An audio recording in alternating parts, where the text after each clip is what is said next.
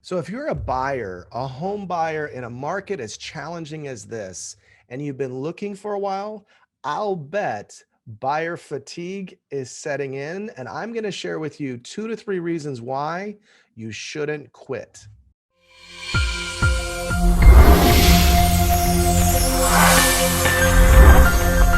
Hey friends, it's Andy Nazaroff with the Nazaroff team, brokered by eXp Realty. For this week's Real Estate Corner, I wanted to share with you 2 to 3 reasons why, if I was you, knowing what I know, knowing what we see on the horizon, why I wouldn't stop looking just because you might be getting worn out. Here's the deal. As I covered in last week's Real Estate Corner, the market is challenging. There's significant demand relative to supply. And whenever that happens, you tend to see price appreciation. It's happening. It's been happening for several months. As a matter of fact, if you thought about buying a year ago and you said, I'm going to wait, you probably saw about $30,000 in equity on average in equity, $30,000 in equity slip by. That's right. If you bought a $300,000 home a year ago and you were able to hold on to it for the year, you would have had about a 10% appreciation year over year. How does that make you feel about waiting? But here's the thing. I wanted to share with you a couple of other reasons why, the buyers that we're working with that have been looking for a home from November to now have been worn out. They've been making multiple offers, getting beat out by amazing over asking price offers, no appraisal contingencies, all cash. And the main reason why that fatigue is set in is because expectations aren't in alignment with reality. So, how do you stick it out? I'm going to share with you a couple of things. If you saw the statistics that I shared in last week's Real Estate Corner, there were 599 new homes listed in our little market in last month's market. So February of 2021, there were 599 new homes in Fresno and Clovis.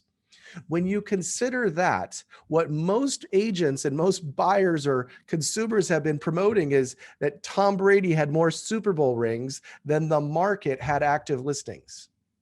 And it's the wrong thing to focus on, because while there might have been 300-ish homes on the market at the end of February, 600 new homes came on the market. 600 new homes. And in March, that number is even higher. Guess what? In April, May, and June, those are the top 3 new listing months for the year. That number is going to continue to climb. So if I'm you, knowing what I know, I would be sticking it out because new inventory is coming. The last thing I would want for you is decide to stand on the sidelines, let some of that equity opportunity go again, and have your property of your dreams hit the market and somebody else grabs it. Stick it out.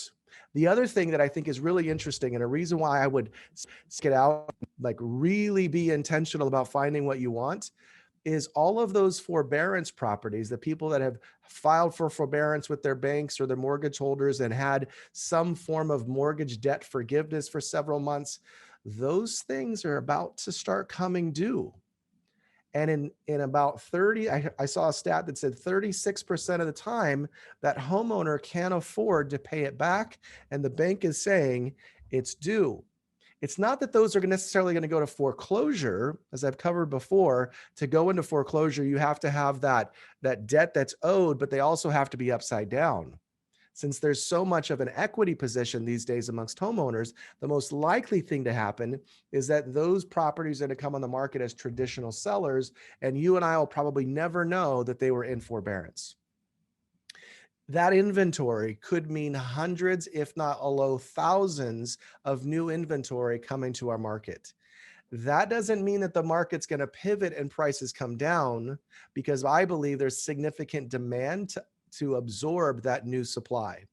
But that means there's more choices for you.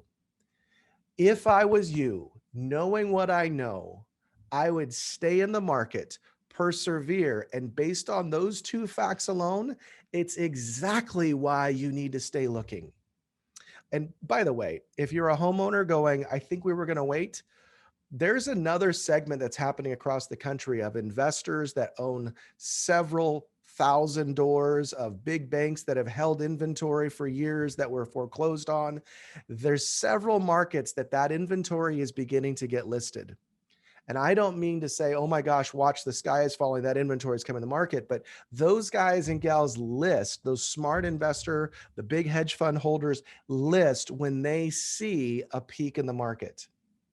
If that's happening and you're a homeowner who's been standing on the sidelines, maybe you're an investor who has a particular type of property that you just wanted to get rid of, this is the market to put it on. If there ever was a market that favors you, if it's underserved, maybe it's near a busy street, maybe it's got deferred maintenance, maybe it's an older property. If there ever was a market, this is that market. Anyways, I hope this inspires you. I hope this gives you some hope. And until next time,